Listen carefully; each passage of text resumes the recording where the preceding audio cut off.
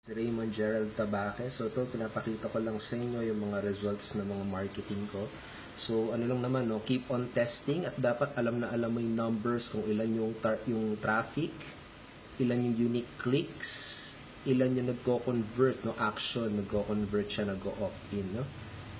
Don't rely on only one funnel, only one strategy. Keep on testing talaga. Only one tool yan. Katulad nito, 2 landing page yan. Tinest ko sila, 23% isa, 20%. Kaya syempre, yan yung gagamitin ko. No? So yan. Yun yung ginamit ko, no? So, ibig sabihin, araw-araw, keep on testing.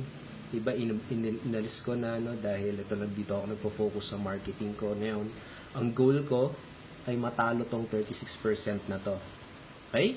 So, paano ko ginagawa to? Use a tracker, link tracker, no? Basta i-track mo ilan nag-opt-in. Doon mo malalaman, doon mo masasabi talaga na sigurado, no? Siguradong effective yung ginagawa mo. Kapag alam mo yung numbers, kapag tina-track mo. Okay? So, once again, I'm Raymond Gerald Tabaque. I hope nakatulong tong maikling video na to. Keep on tracking your marketing. No?